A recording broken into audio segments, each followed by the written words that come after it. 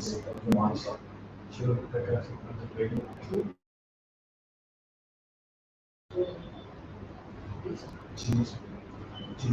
morning, everyone. This is Galinda Roy. So today we are at the Global Summit, Virtual Summit 2023. So we are waiting for Mr. Jacob. So I'm trying to connect with Jacob. Just give us 1 minute. Thank you.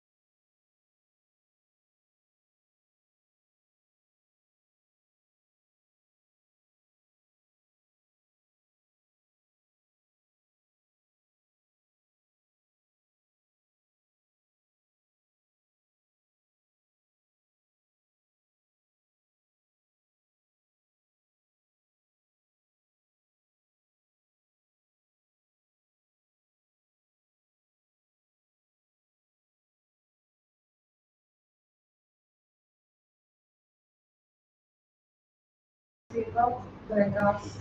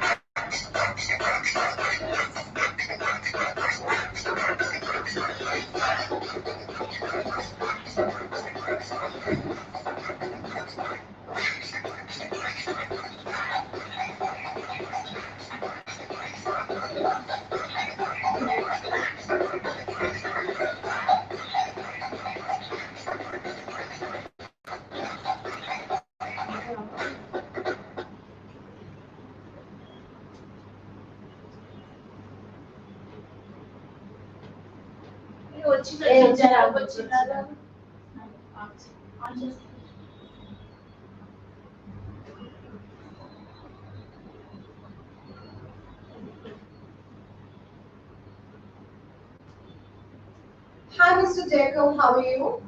This is I am Galinda. wonderful. Can you hear me? Yeah, I can hear you. How are you? I am well. And yourself? I am good. Thank you. Thank you so much, Mr. Jacob, for joining this call. So, Hmm. yes, before you start your presentation, I would like to give you a brief introduction of yours. Sure thing. So, Mr. Jacob is on stage. So, Mr. Jacob is a certified psychotherapist with a heartfelt commitment to offering personalized, empathic assistance to individuals dealing with disability, chronic ailments, or mental health obstacles. Mr. Jacob leverages his solid background in cognitive behavior therapy and incorporates the tenets of positive psychology to nurture resilience and personal development. His distinctive methodology seamlessly combines his academic knowledge with practical insights from counseling and health coaching, understanding that positivity begins with comprehension. Mr. Jacob unwavering dedication lies in employing evidence-based techniques to improve the overall well-being and empower the lives of those he serves. Thank you so much, Mr. Jacob. So you can occupy the stage. All the best. Thank you very much. Thank you very much. So I'll just bring up my screen share now. All right. So thank you very much for the introduction. As was discussed, my presentation today is on positive psychometrics in the therapeutic space. So today I'll run through a bit more of an introduction of where I've come from with all of this, what psychometrics are and how we use them normally, the key psychometrics for positive psychology and positive use in general, the practical applications and how these actually work when we're using them, the benefits and impacts that they've had on people that I've worked with, and then of course we'll wrap up and you'll be free to ask any questions that you like. Now, just to give a bit more background on myself, so I hold a Master's in Cognitive Behavioural Therapy from Flinders University in South Australia, and this was conferred in 2020.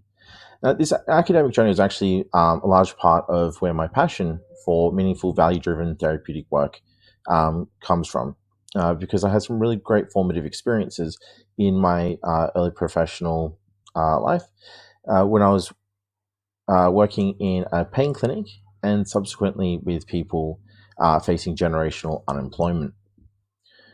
One of the key things that I found regularly working with these people was they were so focused on survival and so focused on protecting themselves because, of course, they form danger schemas based on their experiences, that they were stuck in the shadows of their own adversity. And for a large part, they were understandable, but unable to be able to fulfill their life as they were looking to do. And so it was the inspiration of these insights that I adjusted my approach to take people from surviving to thriving. And with consideration for trait-based hope as a combination of willpower and way power, I thought it was imperative to help people find that way. And it takes more than will alone to get there. And once you've been pushed down a lot of times, you start to get the learned helplessness kicking in. In my practice, it's all about seeing the bigger picture of mental health. Sure, getting through the tough times is crucial, but there's much more to explore beyond just making it through the day. And so that's why I often will help people uncover the brighter side of their lives, where they don't just survive their adversities, but really start to flourish and find joy in the journey. It's about helping individuals recognize and embrace their worth, enabling them to live lives filled with meaning and value. So in my regular sessions, psychometrics are a staple. They act as a consistent, objective touchstone, allowing both myself and my clients to gauge where they stand. I routinely use a suite of tools like the Patient Health Questionnaire 9, the Generalized Anxiety Disorder Scale 7 or the GAD-7, and the Work and Social Adjustment Scale. These tools help us quickly dive deep into the various facets, such as symptoms of depression, anxiety levels, and the overall impact that someone's challenges have on their life. For nuanced understanding, there are additional instruments, such as the Kessler-10, which we use in assessment and discharge stages, and specialized tools for conditions such as OCD, PTSD, social anxiety, and much, much more. Psychometrics, in my experience, are an invaluable tool that not only quantify an individual's journey, but illuminate progress, fostering a sense of accomplishment and motivation among clients. There's a unique joy in witnessing clients eager to revisit these measures, driven by a sense of progress and hope. Early in my practice, while equipped with a comprehensive set of psychometrics, there was one that was as part of our normal battery, which I didn't really like, and that was called the Specific Phobia Scale. It needed to be changed, and so when I was looking for something different to put in, the question kept coming up, how can I serve my clients best? And we did this by finding something that was positive as opposed to negative. Now, I was lucky enough to have an incredibly supportive environment when I was doing this. My professors at university, because I was still studying at the time, were tremendous and worked in the similar sorts of fields and similar sorts of perspectives that I was also finding. And so through this, we entered the Adult Hope Scale. And this is one that specifically measures willpower and way power. And this becomes what's known as trait-based hope. While it was a revelation, its use in commercial therapy was restricted, and I had to actually stop using it. But for the brief time that I could use it, the impact was profound. It shifted perspectives, and not just for clients, but for therapists as well. I had a whole team working with me at the time, and they would take on what I was doing because that's what we did. And so then we started to work with people in a different way. So if we had two clients with high depressive symptoms, one with high hope and one with low hope, we were able to start to approach them in different ways. And of course, that's something you can ask yourself if you work in the therapeutic space. Would you approach these people in the same sort of way? And I didn't. And that's actually what was the transformative experience that helps solidify this as an approach that I use. Now, of course, there's a lot of positive psychometrics out there. Not all of them are used regularly. So I'll go over some of the top ones that are around because it's important to understand kind of what we're working with here. So we have the satisfaction with life scale. And this is a reflective tool that opens doors to conversations about one's intrinsic contentment and satisfaction with life. It facilitates a deep dive into how clients perceive and evaluate their life's worth and sense of fulfillment they derive from it. We also have the positive and negative affect schedule. This is one that captures the vivid spectrum of clients' emotional states, distinguishing between positive and negative affects. It aids in unearthing the emotional currents that flow through a client's life, offering a nuanced understanding of their emotional well-being. The gratitude questionnaire 6-item form is an instrument that gently measures the presence and intensity of gratitude in one's daily life, allowing the exploration of how appreciation and thankfulness manifest in a client's worldview and interpersonal interactions. The hope scale, not to be confused with the adult hope scale, is a scale that delves into goal-directed thinking, exploring clients' perceived abilities to initiate and sustain action towards their goals and navigate around obstacles. The authentic happiness inventory is an insightful tool that mirrors subjective happiness, allowing clients to reflect on their overall sense of joy and contentment, promoting introspective exploration of what happiness means and feels like to them. One of the more popular ones, the VIA Survey of Character Strengths, is a rich, comprehensive tool that encourages individuals to unearth and celebrate their inherent character strengths. It facilitates conversations aimed at nurturing and cultivating these intrinsic virtues and talents. The Resilience Scale for Adults is a tool that evaluates and understands the various aspects contributing to one's resilience, fostering a supportive environment where clients can explore and bolster their adaptive capacities. The Subjective Happiness Scale is a tool with simplicity and clarity, exploring personal conceptions and experience of happiness, allowing for a personalized exploration of contentment and joy in one's life. The Life Orientation Test Revised is insightful in unveiling one's levels of optimism and general expectancies for positive outcomes.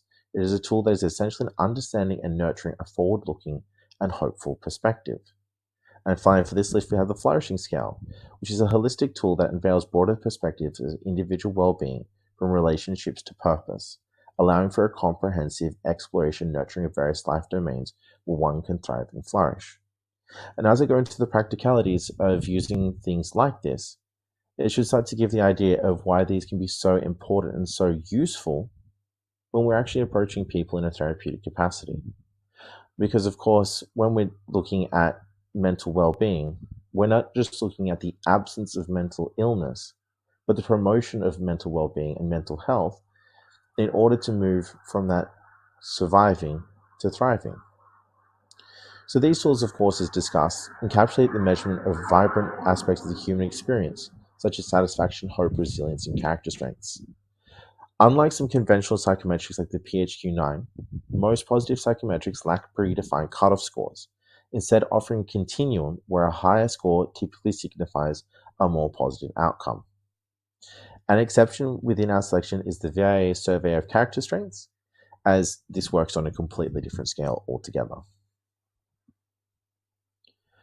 But of course, when we are looking at things in therapeutic practice, our psychometrics are great because, of course, they have the objective measures, which will let us work through multifaceted human experiences. And their role is vital, offering quantitative touchstones that complement the qualitative richness of therapy, enhancing its depth, direction, and efficacy. But when we're using these psychometrics, we have to be mindful as to the needs of the client, the objectives of therapy, the flow of the session, and of course, the burden of using psychometrics in the first place. The part I can easily talk about right now is the time and effort of completing these measures. On screen, you'll see the psychometrics we just discussed, along with the time of completion and frequency of use. Of course, when we're working within this space, being mindful of how long this actually takes. If you have, for example, a 60-minute session available to you and you're spending 10, 20 minutes just on measures, that's taking away from other parts of the conversation. And so this balance is a really important thing to bring in line when we're working from this perspective. So choosing the right measures becomes really important. In my practice, you'll actually see a different one from these listed called the Brief Resilience Coping Scale. I use it quite sufficiently because it's only 4 questions and it's got plenty of use and plenty of research behind it. So I can be comfortable in knowing that this is a measure I can use confidently. The brevity of the measure means it can also miss sometimes. And when it does, or if more understanding is needed, I actually switch into a different measure that, again, is on this list called the Compound PsyCap Scale, also known as the CPC-12. Now, I'm sure many of you here at the moment are familiar with PsyCap or psychological capital, but just in case, we'll cover it briefly. PsyCap rests on the pillars of HERO, and that is to say hope, efficacy, resilience, and optimism. So this is someone's belief that things will get better, that they are good enough, they can withstand things, and that there will be positive outcomes. PsyCap was conceptualized as something that can be improved, so nothing here is static, and everything can be managed or taught. And due to the construction of the CPC-12, the first 3 questions focus on hope, the second 3 on optimism, the third 3 on resilience, and the final 3 on efficacy. This gives us a natural breakdown in order to be able to target those specific areas if needed. Outside of these, I do use the character strength survey quite regularly, but it is often with a specific purpose. This is usually when we're focusing on strength-based interventions or when doing things that people need to have a lot of strength to achieve, like finding a job. I'll often have people complete this measure in their own time rather than in session, first off because it takes a while to do, but more importantly because I wanted people to be comfortable in their self-exploration and to take their time. Then, of course, when they do that, they just bring it to the next session. At the very least, when doing this, it gives people inspiration, which often leads to the development of hope, and we're back to where we started. Now, of course, I do have some examples of where we've used these. Now, these case studies that I'm presenting, they're conglomerates of various cases to preserve anonymity. The purpose of these is to recognize how the use of positive psychometrics has changed the potential outcome. It is not to say that this was the only way to get the information, but it was certainly easier and a more positive experience for the client. So first up, we have Charles. Charles was a 30-year-old Australian male living with his mother, his stepfather, and his adopted brother. Charles had been seeing a psychologist, counselor, and therapist since he was approximately 14 years old, and the focus was consistently on depression and motivation. Due to my position at the time, I was actually working in a job-seeking agency. It was also intended that I would support Charles in getting into work, and this was the first time he was ever getting into work. Charles also, as we went through the sessions, had subclinical presentations of PTSD due to sexual assault he had experienced as a child. As this was identified as a primary barrier, this was targeted first, and then treatment started for depression. During this time is actually when I started switching into using the Adult Hope Scale instead, and with his permission, I started using it with Charles. When we did this, we were able to find that he had a high level of willpower, but very low way power. That is to say, Charles was a man with drive, but with no direction. In discussion, it was agreed the focus of the treatment would be on finding pathways and solutions to his current situation. And that's, of course, if there was still a problem to be found. And this actually did have the desired effect that we were looking for. Charles recognized that his barriers to recovery were focused on his beliefs that he could not recover. And by recognizing that the way that he could recover was by trying something different and doing something different, he was able to start to harness that. Then, of course, through this process, our focus shifted to that self-efficacy, that belief in himself, which led to an increase in way power as well, increased his hope, and led to a reduction in his depressive symptoms. Next, we have Faye. Faye is a 24-year-old Chinese female living with two housemates. Faye had not much exposure to mental health, as her family considered it a personal weakness as opposed to something that can be managed. Faye was working as a nurse, as she had studied for, but did not enjoy it and was only focused on maintaining the role until she got her citizenship and was able to change careers more easily. In Faye's case, we actually started with the VIA character strength assessment first, as Faye was having trouble identifying her strengths by introspection alone. Faye's top strengths came out as love, hope, creativity, perspective, and fairness. With the concept of strengths being flexible, I worked with Faye to discover how she already using these strengths in her life and how we could apply the same principles to her current situation. This was when things got really interesting. Faye recognized that one of her favored strengths was actually her creativity. And this led to her recognizing that part of the reason she didn't like her current work was because it wasn't creative enough for her. And so what we did with that was we started to develop a plan to find other roles in the hospital that may still use her skills but allow her creativity as well. When we went and implemented that, we ended up having a change that was like night and day. Faye was able to thrive in the environment, but would have fallen off if we hadn't gone down this path. So, as you can see, it's specifically from the use of these positive psychometrics that we were able to get to where we wanted to be. Now, of course, within this scope, there are many more stories like these two, as a radical difference leads to radically different outcomes. And while I don't have the words written down on slides here at the moment, I can tell you that I've worked with hundreds of people in this capacity now. And in that, we've found that therapy can be as fun as it is challenging if we have the right lens for it. And that is a lot of what we're doing with changing these metrics, is actually changing the lens by which they perceive their therapy. And I want to thank you for accompanying me on this exploration of positive psychometrics in the therapeutic space today. We've delved into transformative potential of these tools, embracing a journey from mere survival to flourishing through the prisms of hope, resilience, and strength. We've navigated pathways that promoted a life well lived. Our shared stories, like those of Charles and Faye, underscore the tangible impacts of this approach. Their journeys are testimonials to the profound shifts that are possible when we tailor our strategies with sensitivity and insight, championing the uniqueness of each individual's experience and potential. In closing, these tools aren't merely clinical implements.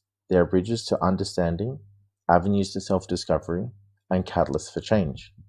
They allow us to unveil, celebrate, and nurture the diverse strengths and capacities that each person brings to the world, fostering environments where the individuals are empowered to thrive. Now, I'll welcome any thoughts, questions, or reflections you may have.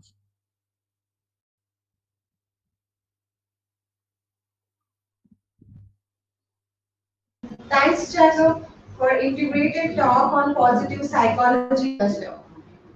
Satisfaction with life skill, the gratitude questionnaire, the coping humor scale, the brief resilience scale, the cognitive and effective mindfulness skill revise, and the life orientation test revise.